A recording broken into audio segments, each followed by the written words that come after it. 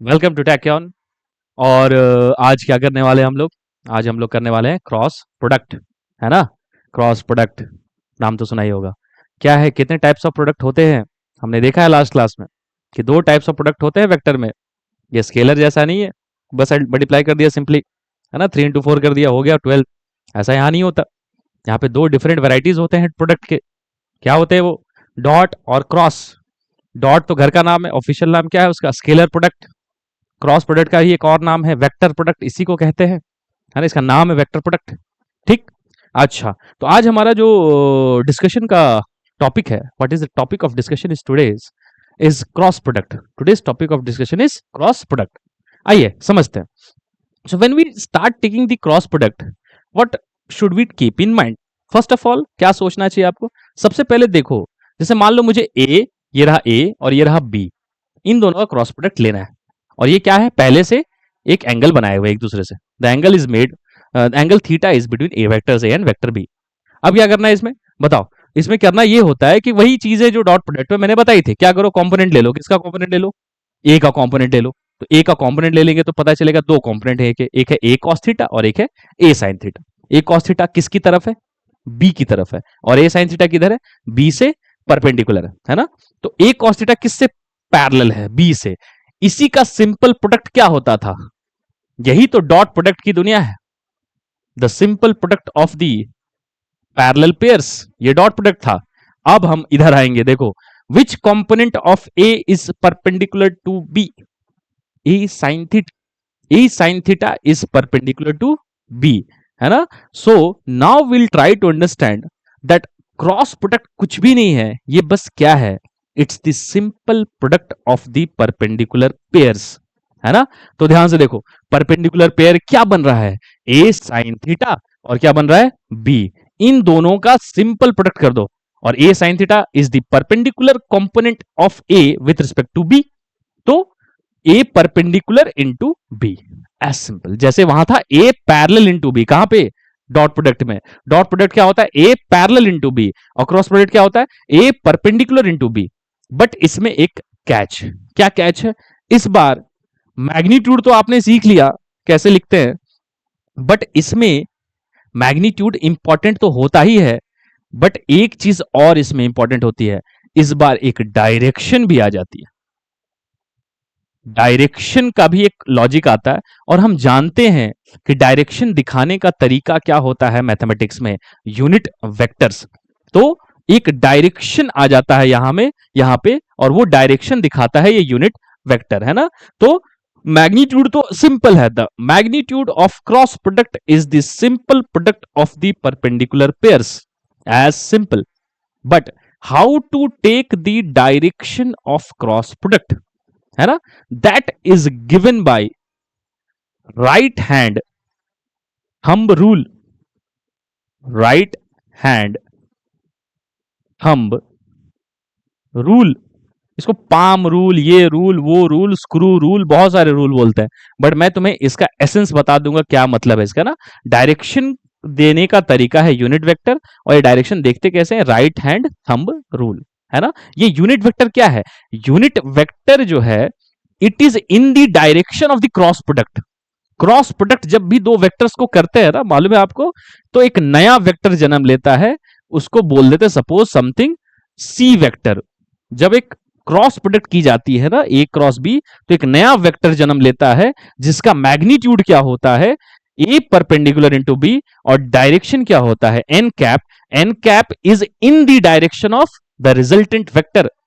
N cap किसकी direction में है? सी वेक्टर की तरफ है। तो इसको मैं प्यार से अगर लिखूं तो ये कुछ भी नहीं है, अगर आपको समझ में आता है तो देखो ये क्या है। सी वेक्टर एक नया वेक्टर है जिसकी magnitude C multiplied by the direct unit vector C cap, है ना? अब बताओ मैग्नीट्यूड ऑफ सी क्या है यहां पे? Magnitude of C is nothing but A perpendicular B. और यही सी कैप क्या है? C cap is nothing but n cap. मतलब फिर से मैं बताता हूं कि जब आप दो वेक्टर्स का क्रॉस प्रोडक्ट करते हैं तो उसका मैग्नीट्यूड होता है simple product of the perpendicular pairs of those two vectors, और उसका डायरेक्शन होता है इन the direction of the resultant vector. अब ध्यान से देखो, तो एक क्रॉस प्रोडक्ट करने के बाद एक नया वेक्टर जन्म लेता है। वो नया वेक्टर क्या है? Vector C. वेक्टर सी का मैग्नीट्यूड कितना है? मैग्नीट्यूड है ए परपेंडिकुलर इंटू बी, और डायरेक्शन कौन देगा? एक यूनिट वेक्टर। और ये यूनिट वेक्टर का डायरेक्शन कौन बताएगा? Right hand thumb rule. ये हम लोग इसको समझते हैं अच्छे से, ठीक है ना। सो ये मैंने इंट्रोडक्शन दे दिया तुम्हें, इसको आप देखें, समझे, फोटो लेना है फोटो ले लें, ठीक है। Anyways will share the screenshot, ठीक है। ओके, आगे की बात देखो। आगे क्या? अब वही चीज जो मैं वहां कही थी, मैंने क्या कही थी? क्या पॉसिबिलिटी है सर वेक्टर प्रोडक्ट करना हो? तो मैं तो बोलता हूं पॉसिबिलिटीज क्या है? अरे भाई 5 पॉसिबिलिटीज हैं, 5 possibilities are there, 1 2 3 4 5। If you know to take the cross product of these 5 pairs, है ना, then you know everything. What is the first possibility? That the theta is 0, that both the vectors are parallel to each other. तो बताओ इसका cross product कितना होगा? As simple, A cross B यहां करेंगे तो कितना आएगा? अगर कुछ नहीं आता तो फॉर्मूला यूज करो, ए बी साइन थीटा था ना वहां पे, तो ए बी साइन 0, तो कितना आ गया? 0। और इसको मैं ऐसे बोलता ही नहीं, इसको मैं डायरेक्टली बोलता हूं, what is the perpendicular pair for a horizontal pair? कुछ हो ही नहीं सकता। अगर दो वेक्टर्स हॉरिजॉन्टल हैं तो उन किसी का कोई वेक्टर परपेंडिकुलर है ही नहीं ना, उनमें कोई परपेंडिकुलर पेयर ही नहीं बनेगा ना। अगर दो वेक्टर्स हॉरिजॉन्टल है तो there is no component of any vector perpendicular to the other vector. So that's why the cross product of parallel pairs is always 0. And reverse वहां होता है डॉट प्रोडक्ट में, the dot product of the perpendicular pairs is 0, है ना। तो यहां parallel pairs का cross product क्या हो जाएगा? 0। ठीक उसी तरीके से एक इसको पहले कर लेते हैं। देखो इन इन तीनों को मैं अलग से कर दूंगा, थर्ड वाले को मैं यहां कर देता हूं। देखो, तो थर्ड वाले को करें तो देखो अगेन यहां पे कितना एंगल है? 180 डिग्री। तो 180 डिग्री है, तो इसका अगर हम लोग क्रॉस लेंगे तो क्या आएगा? ए क्रॉस बी, ये क्या आ जाएगा? A B sine 180। और साइन 180 कितना होता है? 0। तो साइन 180 कितना होता है? 0। अगेन इट इज 0, और होना भी चाहिए था क्योंकि वो दोनों टेक्निकली हैं तो पैरेलल ही, कुछ परपेंडिकुलर बन ही नहीं रहा उनमें। ए क्रॉस बी क्या होता है? 0। A cross B is 0 for theta 0 also, and a cross b is 0 for theta 180 also, because they don't have any perpendicular pair. as simple, ठीक। अब मैं सेपरेटली डील करता हूं केस 2 को और केस 4 को और केस 5 को विथ सम एग्जांपल्स, ठीक है ना। तो केस 2, केस 4 और केस 5 को हम लोग सेपरेटली समझेंगे, बट उसको समझने से पहले अभी मैंने बता दिया कि क्रॉस प्रोडक्ट 0 है तो डायरेक्शन का तो खेल ही नहीं है। अगर क्रॉस प्रोडक्ट ही 0 हो गया तो डायरेक्शन का कोई खेल नहीं है। बट अब इन केसेस में, कौन से केसेस में? सेकंड केस, फोर्थ केस और फिफ्थ केस में क्रॉस प्रोडक्ट की मैग्नीट्यूड 0 होने वाली नहीं है। तो अब डायरेक्शन का रोल है, तो डायरेक्शन देखेंगे कैसे? उसको देखने का तरीका है, वो क्या है? Right hand thumb rule. इसीलिए हम लोग केस 2 जानने से पहले या केस 2 के ही हेल्प से राइट हैंड थंब रूल सीख लेंगे। तो हमारा एक टॉपिक है, मैं इसको बताना चाहूंगा तुम्हें। देखो, let's understand right hand thumb rule, है ना बेटा। देखो, तो we'll understand right hand thumb rule, right hand thumb rule, ठीक। इसको समझते हैं, और इसको समझने के क्रम में मैं एग्जाम्पल भी ले लेता हूं साथ साथ, कि टाइम भी वेस्ट ना हो बच्चों को, कि इसको समझ रहे हैं और टाइम वेस्ट कर रहे हैं। उस केस 2 को उठा लेते हैं यहां पे, और इसको इस थंब रूल को भी इसी के साथ साथ समझ लेते हैं, ठीक है। तो ध्यान से देखो, हमारे पास कौन सा केस था बेटा? केस 2 था एक। केस 2 क्या था? दोनों वेक्टर्स पहले ही से परपेंडिकुलर थे, so they were already perpendicular like this, ठीक, something like this. So this is A, this is B, है ना। Now let's first calculate the cross product's magnitude. So A cross B is A B sine 90, and that is nothing but AB, and it makes a lot of sense क्योंकि already perpendicular है तो component लेने की जरूरत ही नहीं है, simple product हो जाएगा, simple product of the perpendicular pairs. तो AB आंसर। तो क्या है ये? आंसर है क्या? ये आंसर नहीं है, ये क्या है? ये मैग्नीट्यूड है। डायरेक्शन देखेंगे, एन कैप जो बोलते हैं ना, इसको दिखाता हूं मैं थंब रूल से। कैसे करते हैं देखो, आइए। राइट हैंड थंब रूल क्या कहता है कि मैंने क्या किया है, ए क्रॉस बी किया है, तो पहले कौन सा वेक्टर आया है, ए या बी? पहला वेक्टर क्या है, first vector is A, second vector is B. तो मैं क्या करता हूं, देखो यहां पे ध्यान से, this is first vector and this is second vector, है ना, first vector and second vector. The law is put the fingers in the direction of the first vector, तो in the direction of the first vector. So this is the first vector. Put the fingers in the direction of the first vector and then rotate the palm in the direction of the second vector. Look, क्या बोला मैंने? I repeat. Put the fingers in the direction of the first vector and then rotate your palm in the direction of the second vector. Then the thumb will give the direction of the cross product. Can you see that this is A, this is cross B, the thumb is pointing towards K cap, the thumb is pointing towards K cap, so it must be N cap here is nothing but K cap. So the final result comes to be AB K cap, and this is the final answer. A cross B is equal to AB K cap. So for my dear students, I repeat the statement of the right hand thumb rule, है ना, we'll provide the PDF, but if you are listening, please take out the copy and write this statement. What is the statement?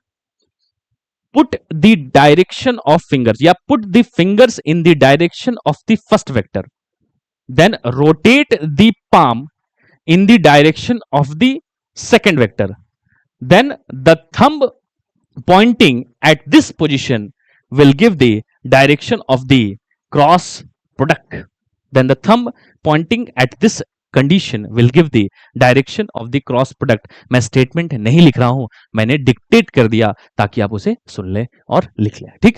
So now A cross B, A cross B is nothing but a new vector. मैं फिर से उसी language में बात करता हूं। B, B क्या है, सेकंड वेक्टर है। पहले वेक्टर की तरफ क्या करो, जैसे कि देखेंगे, डाउट है एक स्टूडेंट को, तो मैं मुझसे बता रहा हूं, देखो क्या है, लाइक सपोज अगर मैं फिंगर्स करूंगा ए की तरफ, तो क्या मैं keeping the fingers in the direction of A, can I rotate my palm in any direction? Now I can rotate the palm in any direction ना, but can you see that my fingers direction are constant? क्या मेरे fingers के direction constant है? देखो, the direction of fingers is constant and what I am doing is I am rotating the palm, है ना, keeping the direction of the fingers constant, I can rotate the palm in any 360 degree direction, but I have to rotate the palm in which direction? My palm must point towards vector B. देखो, my A, my palm must point towards vector B. Then lock the hand at this position. Then see the thumb. The thumb is pointing this direction. So this is the direction of the cross product, and that is K cap. K cap is outward the board, है ना? I got it. So I think you have got it. Okay, now C, vector C is A cross B. एक vector नया vector जन्म लेता है ना, मैंने बोला, तो नया वेक्टर किधर आया? देखो, नया वेक्टर आया, उस नए वेक्टर का मैग्नीट्यूड कितना है? That new vector has how much magnitude? A B. तो देखो, ये नया वेक्टर जो है, ये नया वेक्टर कौन सा वेक्टर है? C vector is magnitude of C into unit vector, है ना। So what is the magnitude of C? Magnitude of C, or we can also call it as magnitude of A cross B, and in this condition it is nothing but A B, है ना। And what is the direction of the C vector? C cap, that is N cap, and that is K cap. I hope you have understood this, है ना। So this is the cross product rule for A cross B. And student also argue with me, sir, what is the meaning of B cross A then? तो B cross A क्या होगा? तो चलो, हमने देखा A cross B, अब हम लोग समझेंगे बी क्रॉस ए। तो चलो बी क्रॉस ए समझते हैं, आइए, let's understand B cross A. वही same repeat telecast let's do, let's find B cross A. क्या डिफरेंस आती है ए क्रॉस बी और बी क्रॉस ए में? टेक्निकली डिफरेंस क्या है? तो देखो, ये है और एक ये है, इसको मैंने क्या बोला था? आई रिपीट, नीचे वाले को ये बोला था और ऊपर वाले को बी बोला था। अब मुझे क्या निकालना है, बी क्रॉस ए। अब फर्स्ट वेक्टर कौन सा हो गया, अब फर्स्ट वेक्टर कौन सा हो गया, बी। अब फर्स्ट वेक्टर हो गया B. Now the first vector comes to be B and the second vector comes to B A. और रूल आज भी सेम है, put the fingers in the direction of, अच्छा magnitude will not change anyways because still the vectors are perpendicular, so the magnitude is still going to happen AB. What is going to change is the direction. I'll tell you how. Now first vector B है, second vector A है, क्या कहा था मैंने, put the fingers in the direction of the first vector, तो ये रहा देखो, put the fingers in the direction of the first vector. Is it okay sir, है ना, put the fingers in the direction of the first vector. Now keeping the direction of the fingers constant, can I rotate my palm in all the 360 direction, मैं किधर भी rotate कर सकता हूं ना 360 में डायरेक्शन में, बट मुझे पाम को किधर ले जाना है, ए की तरफ। So put the fingers in the direction of the first vector, then rotate the palm in the direction of the second vector. So this is the case now. I will tell all the students to hold the hand like this and try to understand. This is B and this is cross A, है ना, fingers in the direction of the first vector and palm in the direction of the second vector. Then you can see that the thumb is pointing inward या outward, inward, and inward gives a unit vector. Inward की तरफ कौन सा unit vector होता है, minus K cap. तो इस case में अगर आप देखेंगे, so the result comes to be magnitude is still A B and the direction comes to be minus K cap, है ना। अब मैं पूछूंगा this is a new vector और the same vector, this is a new vector, I will call it as C2। और last वाले में जाकर मैं बोल देता हूं, चलो लास्ट वाले को मैं बोल देता हूं C1, इसको बोल देता हूं C1, है ना, इसको बोलता हूं C1 C1, है ना, इसको बोलता हूं C1 C1, ठीक है, ये C1 था, पहला वाला C1 था, और दूसरे वाले को चलो बोल देता हूं C2, इसको बोल दिया C2। अब बताओ C1 वेक्टर और C2 वेक्टर में क्या डिफरेंस है, मैग्नीट्यूड का कि डायरेक्शन का, डायरेक्शन का। और ये दोनों आप देख सकते हैं एक दूसरे से क्या है, एग्जैक्टली ऑपोजिट है। So that's why can I see that C2 vector is nothing but negative of अरे C1 वेक्टर, और I can simply call say you that B cross A is nothing but negative of A cross B, है ना, that means B cross A is nothing but negative of A cross B, है ना। I hope you have got the understanding, सारे बच्चों को बात समझ में आ गई होगी, ठीक है, आप इसको देखें समझे और नोट कर ले, ठीक है ना, इसको then I will continue, okay, बढ़िया। अच्छा अब आते हैं, देख वो केस, कौन सा केस हमने कर लिया है, केस 2 आई थिंक सो, बच गए हैं दो और केसेस। कौन से दो और केसेस हैं, let us understand what are those two other cases. कहां गया, आ जाओ। मैंने यहां पे बाइफरकेट करके तुम्हें दिखाया था, देखो क्या दिखाया था, देखो क्या हम इस केस को समझ चुके हैं, यस हम इस केस को भी समझ चुके हैं, यस हम इस केस को भी समझ चुके हैं, यस। अब कौन से बच गए, 4 और 5। I will tell you how to take the cross products in 4 and 5। और एक अच्छे बच्चे को ये बात समझ में आ जाती है दैट 4 और 5 ये कुछ भी नहीं है, इट्स द कॉम्बिनेशन ऑफ 1 + 2 + 3, है ना। 4 और 5 करने के लिए आपको 1 + 2 + 3 आना चाहिए, है ना। तो आइए देखते हैं, समझते हैं 4 और 5 को। तो let's take case 4 with example with some values, उसको देखते हैं केस 4 को। तो केस 4 को समझते हैं, है ना, एवरीबॉडी प्लीज। केस 4 में क्या लिखा था मैंने, केस 4 में, केस 4 में मैंने बताया कि दो वेक्टर्स हैं, ये परपेंडिकुलर भी नहीं है, ये पैरेलल भी नहीं है, ये एंटी पैरेलल भी नहीं है, ये कुछ और है, ये कुछ एंगल पे है ना। तो ये कुछ एंगल पे है, समथिंग लाइक दिस, ठीक।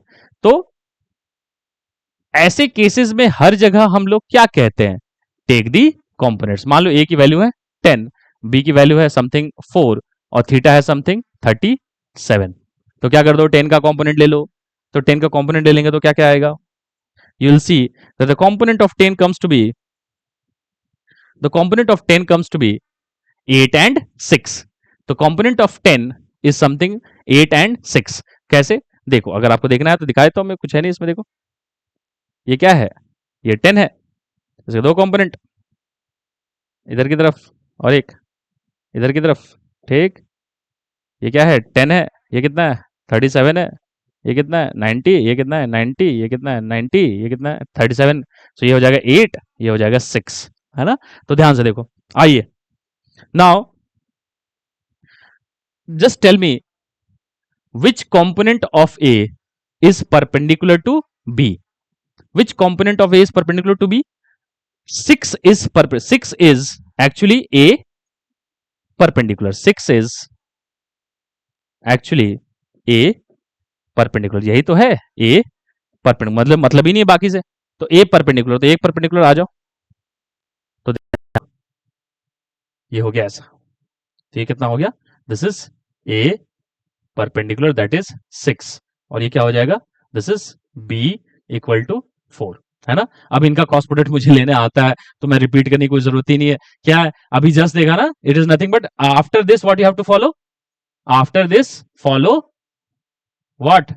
केस 2। अरे केस 2 में तो यही किया था ना अभी जस्ट, मैं करके दिखा देता हूं। After this follow case 2। Case 2 में तो यही था, मैंने क्या कर दिया? I have reduce this question into perpendicular pairs and this after this you have to follow case 2, है ना। there is no need to repeat anything। मैं फिर भी एक बार लिख देता हूं, चलो ठीक है, तुम्हारी सहूलियत के लिए, तुम्हारी खुशी के लिए। Okay, a cross b here comes to be how much? a cross b magnitude कितना होता है? a परपेंडिकुलर b एंड इधर आता है n कैप। a परपेंडिकुलर कितना है? 6, b कितना है? 4 और यहां पे n कैप। और एक a क्रॉस b बोले तो a क्रॉस b अंदर आ रहा है ना, माइनस के कैप। तो कितना हो गया ये? 24 माइनस के कैप, ऐसे, है ना। तो दिस इज द कंडीशन। अगर एंगल पे है तो क्या कर दो? एंगल पे है तो डरना थोड़ी है, उसके क्या कर दो? उसे कंपोनेंट्स ब्रेक कर लो और वो वाली कंपोनेंट ले लो जो परपेंडिकुलर है। और एक बार परपेंडिकुलर हो गया तो फॉलो केस 2, है ना। फॉलो केस 2, केस 2 था ना, हाँ केस 2, फॉलो केस 2। ठीक, तो इसके बाद कुछ सोचना ही नहीं है, हो गया डन। अच्छा, बी क्रॉस ए कितना हो जाएगा? बी क्रॉस ए जस्ट इसका उल्टा, बी क्रॉस ए का डायरेक्शन पलट जाएगा 24 टुवर्ड्स के कैप, है ना, इस तरीके से प्लस के कैप। ठीक, take a look, now will go for case 5।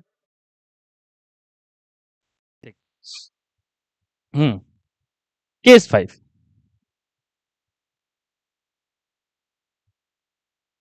Case 5 भी वही टाइम पास, बच्चे को समझ में आ जाता है तो वही रेटोरिक है बेटा। एक इधर ले लो, और क्या किया था मैंने? एक इधर ले लिया था, गिस्सू है पूरा। देखो now this angle, like suppose I call it as, इधर कितना, इसको मान लो समथिंग बी इक्वल टू, चलो 6 ले लेते हैं, और इधर ले लेते हैं ए इक्वल टू सपोज 5, है ना। और ये एंगल ले लेते हैं सपोज 143 डिग्री। तो इसको ब्रेक कर लो, अगर ये 143 है तो ये कितना है? ये हो जाएगी नीचे वाली एंगल, ये हो जाएगी 37, है ना। तो ये हो जाएगी 37। तो 5 का कॉम्पोनेंट लो अगेन, तो 5 के दो कॉम्पोनेंट, इधर देखो 5 के दो component, one is along this direction and one is along this direction. ठीक, तो 5 के दो कॉम्पोनेंट्स क्या क्या है? एक इधर और एक इधर। तो 5, ये रहा 5, ये रहा 37, तो ये कितना हो जाएगा 4 और ये कितना हो जाएगा 3। मेरा इंटरेस्ट किस में? बस इसमें। ये 5 क्या है? ए है। कौन सा लूंगा मैं? ए परपेंडिकुलर वाला, बस खत्म हो गया। एक बार आपने परपेंडिकुलर ले लिया फिर भूल जाओ सब कुछ। तो क्या बचा मेरे पास? ये बचा ए परपेंडिकुलर, और इधर की तरफ क्या है? बी। देखो ये क्या है? A perpendicular that is how much? 3, और ये क्या है? B is equal to 6।